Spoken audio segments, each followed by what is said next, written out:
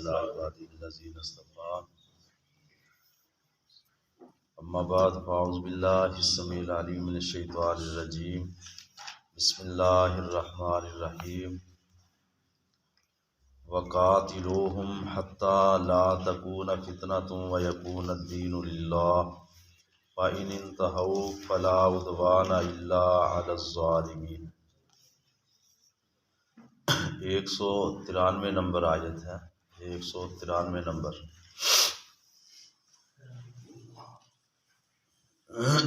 قاتلوہم، اور قتال کرو ان کافروں سے، حتیٰ کہ لا تکونا، نہ رہ جائے، فتنہ، قتال کرو ان سے حتیٰ کہ نہ باقی رہ جائے فتنہ، وَيَكُونَ الدِّينُ لِلَّهِ، اور ہو جائے دین سارے کا سارا صرف اللہ کے لیے، وَيَكُونَ الدِّينُ لِلَّهِ، اور ہو جائے دین ایک اللہ کا، فَإِنِ انتَهُوا، پس اگر وہ باز آ جائیں لڑائی سے، قتال سے، فلا عدوان، پس نہیں ہے زیادتی، پھر ان پر زیادتی نہیں کرنی، الا مگر علی الظالمین، ظالموں پر، جو ظلم کرے گا اس پر اتنی کی زیادتی کی جا سکتی ہے جتنا کہ دوسرا زیادتی کرے۔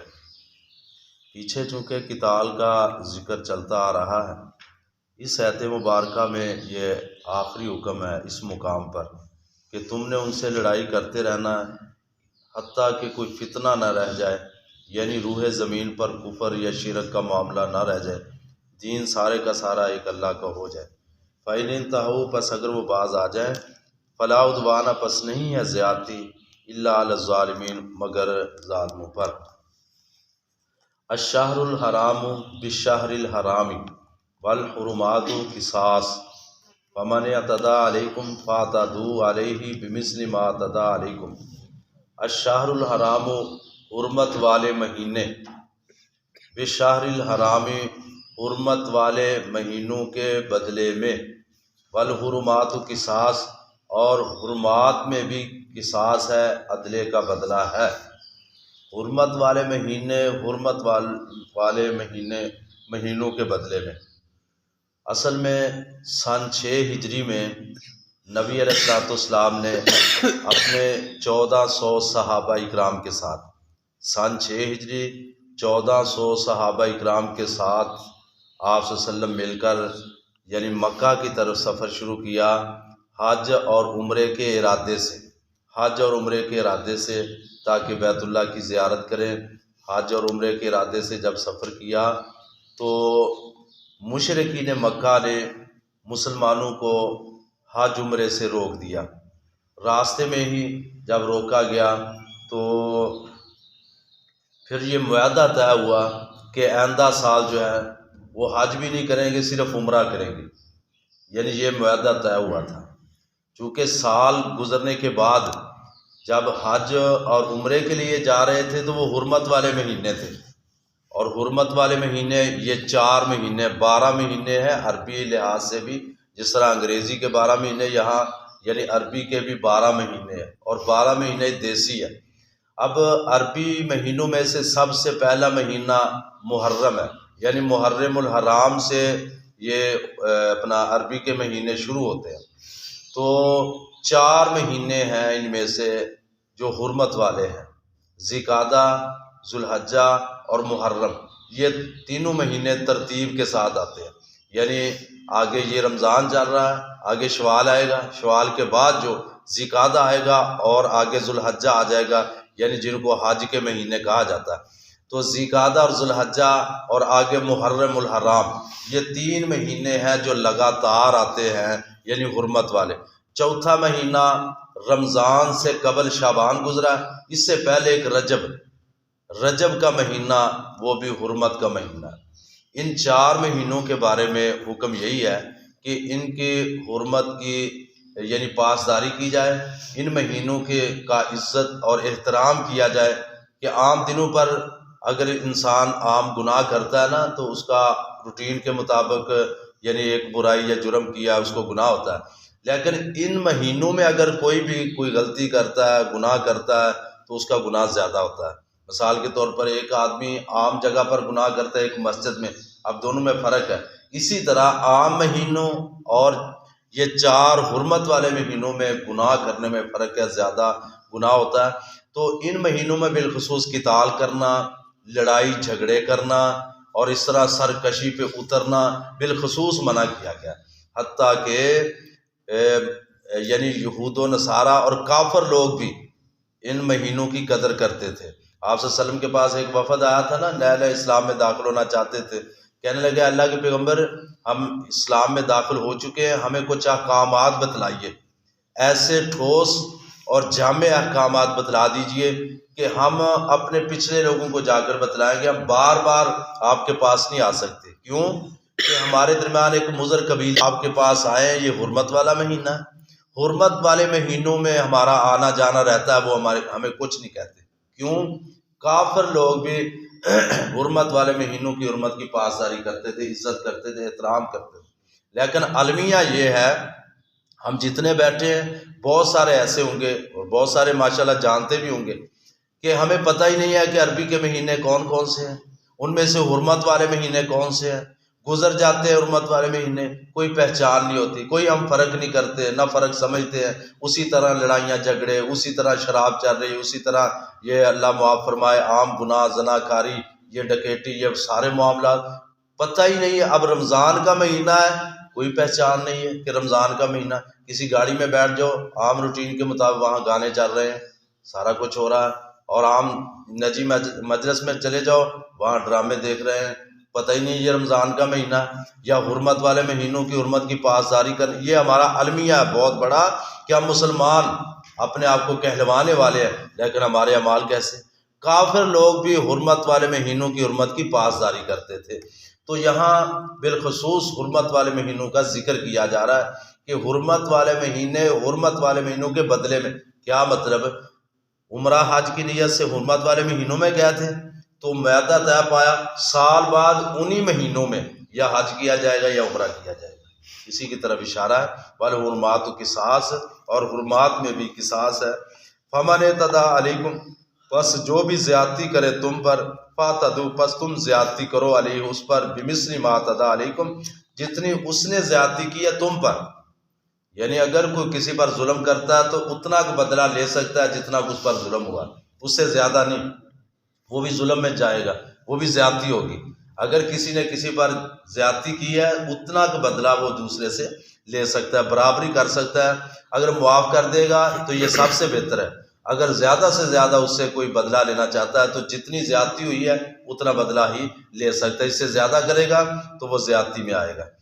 فرمایا واتقوا اللہ، اللہ سے ڈرتے رہو، وَاعْلَمُوا، اور جان لو، ان اللہ، بے شک اللہ تعالیٰ، مع المتقین، متقین کے ساتھ ہے۔ اصل تو اللہ تعالیٰ متقین مومنین کے ساتھ ہے، کافروں کا ساتھ نعوذ باللہ اللہ تعالیٰ تو نہیں دیتے۔ یعنی متقین کو یہ ساتھ حوصلہ دیا جا رہا ہے کہ کوئی بات نہیں، اگر یہ مشرکین مکہ آپ کو حج عمرہ کے لیے نہیں جانے دیتے، آئندہ سال چلے جانا، کوئی بات نہیں، اللہ تمہارے ساتھ ہے۔ وقت آئے گا کہ بیت اللہ کی چابیاں تمہارے پاس آ جائیں گی۔ اور آئی انفقوا فی سبیل اللہ، اور خرچ کرتے رہو اللہ کے راستے میں، ولا تلقوا بایدیکم الی التہلکہ، اور نہ تم ڈالو اپنے ہاتھوں کو ہلاکت کی طرف۔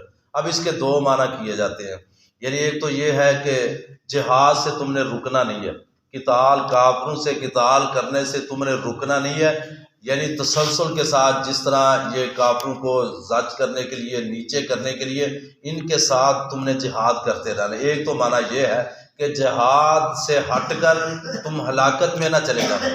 دوسرا معنی یہ ہے ہر طرح کے گناہ سے تم رک جاؤ، گناہوں کی وجہ، کیونکہ کچھ گناہ ایسے ہیں جو مہلک ہیں، انسان کو ہلاک کر دینے والے، دنیا میں اور آخرت میں برباد کر دینے والے گناہ ہیں۔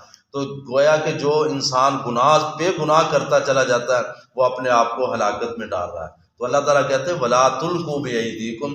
دوسرا معنی زیادہ، یعنی سیاق و اسباق سے زیادہ محسوس اور زیادہ قریب ہے، کیونکہ آگے وہ احسنوا بھی آ رہا ہے کہ تم نے نیکی کرنی۔ کیا مطلب؟ گناہوں کو چھوڑ دو، گناہ میں مبتلا ہو کر تم ہلاکت میں نہ چلے جانا۔ ولا تلقوا بایدیکم، اور نہ تم ڈالو اپنے ہاتھوں کو الی التہلکہ، ہلاکت کی طرف، واحسنوا، نیکی کرو، ان اللہ، بے شک اللہ تعالیٰ، یحب المحسنین، نیکی کرنے والوں کو ہی پسند کرتے ہیں۔ وَأَتِمُّوا الْحَجَّ وَالْعُمْرَةَ لِلَّهِ، اور پورا کرو حج اور عمرے کو اللہ کے لیے۔ ذوالقعدہ اور ذوالحجہ، ان دو مہینوں میں حج کے مناسک ادا کیے جاتے ہیں، بالخصوص 10 ذوالحجہ کو یہ قربانیاں کرنا، یہ سارے سلسلے چونکہ یہ حج کے مناسک میں سے ہے، حج کے طریقے میں سے ہے۔ اللہ کہتے ہیں فَإِنْ أُحْصِرْتُمْ، اگر تم بند کر دیے گئے، راستے میں قید کر دیے گئے، فَمَا اسْتَيْسَرَ مِنَ الْهَدْيِ، پس جو آسانی سے ہو سکے قربانی میں سے۔ حج کی بھی 3 قسمیں ہیں، ایک حج مفرد ہے یعنی حج افراد، ایک حج تمتع ہے، ایک حج قران ہے۔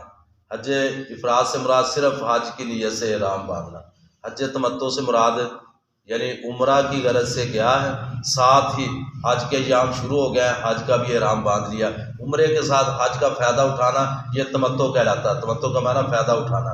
تو حج قران کے پہلے دن سے ہی حج عمرے کا اکٹھا احرام باندھنا۔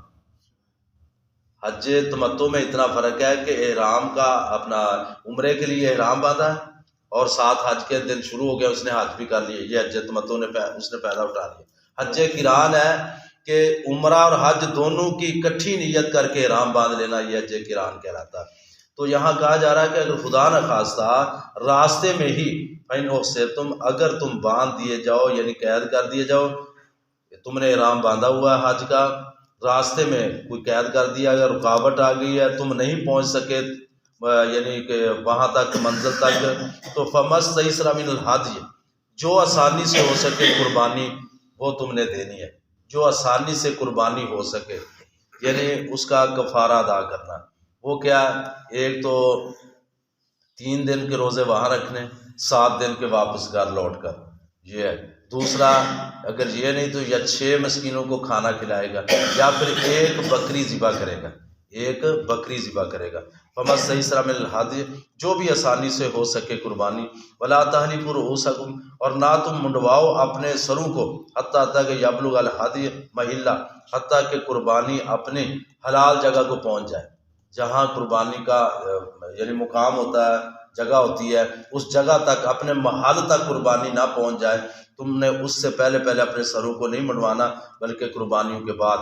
فمن کان منکم مریضا، ہاں جو ہے تم میں سے کوئی مریض ہے، او بہ اذن، یا اس کو کوئی تکلیف ہے، من راسی، اس کے سر میں تکلیف ہے کسی وجہ سے، سر میں تکلیف کی وجہ سے اس کو بال منڈوانے پڑ گئے پہلے، اس کے لیے ایک آدمی سر میں کوئی کسی قسم کا معاملہ بن گیا، خدا نہ خواستہ مرض ایسی ہے کہ اس کو بال کٹوانے پڑ گئے، اس کے بارے میں او بہ اذن، یا اس کو کوئی تکلیف ہے من راسی، سر میں سے، ففدیۃ من صیام، پھر فدیہ دینا ہے روزوں میں سے، او صدقۃ، یا صدقہ، اور نسک، یا قربانی۔ میں نے پہلے بتلا دیا، صیام سے مراد 3 روزے ہیں وہاں رکھے گا، واپسی لوٹ کر 7، اور اسی طرح صدقہ سے مراد یا پھر 6 مسکینوں کو کھانا کھلائے گا، یعنی تینوں کام اکٹھے نہیں کرنے، تینوں میں سے ایک کرنا، جو سا بھی میسر ہو سکے، تینوں میں سے۔ او کا لفظ آ رہا یعنی یا تو روزے رکھے گا، یا صدقہ کرے گا، اور نسکن، یا پھر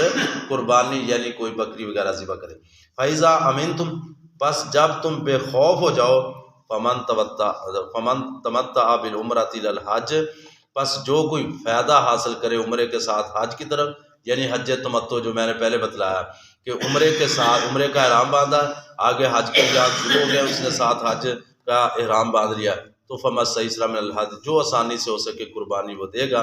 فَمَن لَمْ يَجِدْ، بس جو نہیں پاتا قربانی، چونکہ وہ ساتھ نہیں لے کر گیا، وہ تو عمرے کی نیت سے گیا، آگے اس نے حج کا بھی فائدہ لے لیا، تو جو نہیں پاتا، فَصِيَامُ ثَلَاثَةِ أَيَّامٍ فِي الْحَجِّ، 3 دن کے روزے حج کے ایام میں رکھے گا، وَسَبْعَةٍ، اور 7 روزے جو ہیں اِذَا رَجَعْتُمْ، جب تم لوٹو گے گھروں کی طرف۔